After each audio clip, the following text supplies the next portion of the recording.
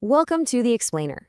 Today, we're diving into a huge topic that could completely reshape how we all invest in India. And listen up, because this is absolutely a must-know for your upcoming exams. We're talking about asset tokenization, a financial revolution that's being powered by the RBI's very own digital rupee. Okay, so here's our game plan for today.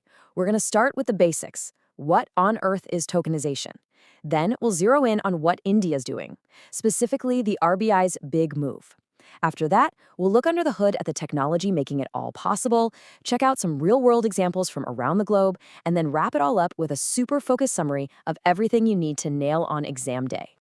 All right, first things first. Let's really get to grips with the core idea here. When we talk about tokenization, what are we actually talking about?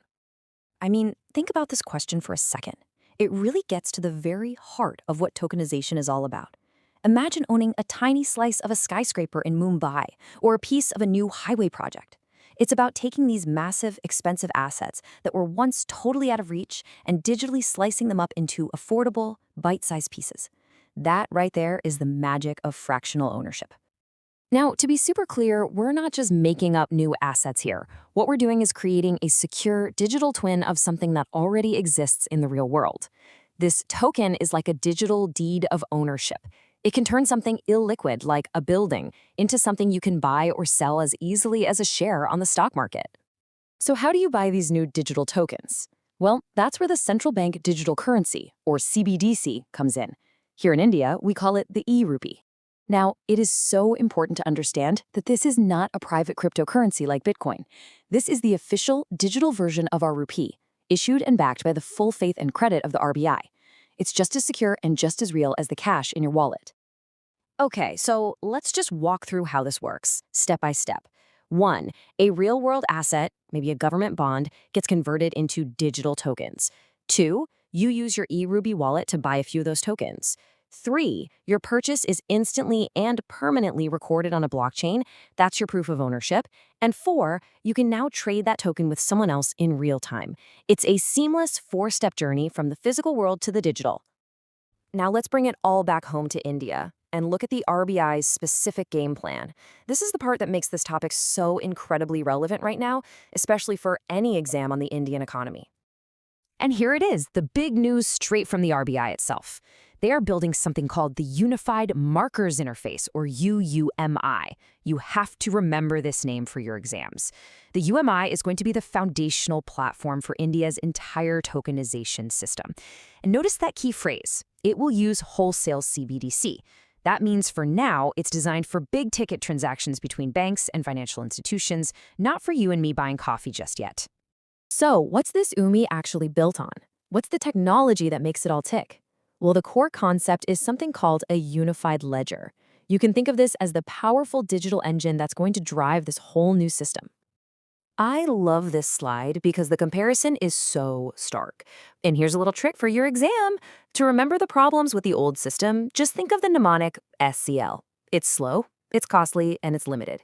Tokenization flips all of that on its head, promising a system that's instantaneous, efficient, and accessible to everyone. These 3 features right here, this is the secret sauce of the unified ledger. First, composability just means money and assets can all exist and interact on the same platform. Second, programmability means we can use smart contracts to automate transactions. But honestly, the real game changer is atomic settlement, and you need to remember this term, DVP, which stands for delivery versus payment. It means the asset and the money for it swap hands at the exact same instant. There's no waiting, which completely eliminates the risk of one party not holding up their end of the deal.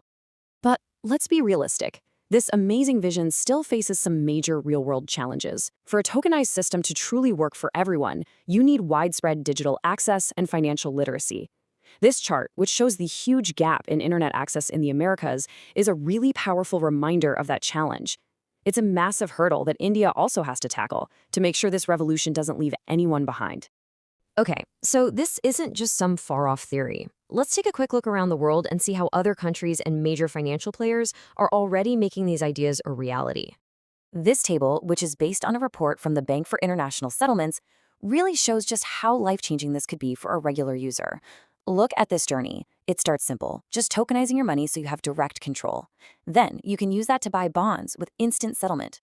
From there, you can trade assets in real time. And finally, you could even use your tokenized assets as collateral to get a loan instantly. Every single step becomes faster, cheaper, and more transparent. And this is already happening out there. Look at Brazil's Drex platform. It's a live example that's already mixing a CBDC with tokenized assets. But maybe the biggest one to watch is Project Agora.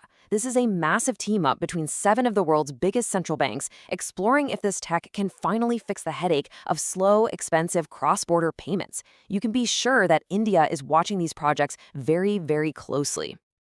All right, let's pull it all together. This is the crunch time section. We're going to boil everything down into the absolute key points you need to have locked in for your exams. First up, a good exam answer always looks at both sides. So you have to know the risks. There's legal risk. Our laws just haven't caught up with this technology yet. There's fragmentation risk. What if we end up with a bunch of different systems that can't talk to each other? And a big one is custody risk, the critical question of how we keep these digital assets safe from hackers and theft. Okay, this slide right here is your ultimate revision cheat sheet. Let's just burn these keywords into our memory. Tokenization means turning real assets into digital tokens. The CBDC is the money we'll use. UMI is India's platform to make it happen. It's all built on a unified ledger that allows for atomic settlement. Remember DVP? And for the benefits, don't forget the mnemonic, TEA. This brings transparency, efficiency, and accessibility to our whole financial system. And so we'll leave you with this final massive question to think about. Could this technology, powered by the digital rupee, truly open up the world of investing for 1 billion people? The potential is absolutely immense, but the journey ahead for India's financial future is going to be a long and fascinating one.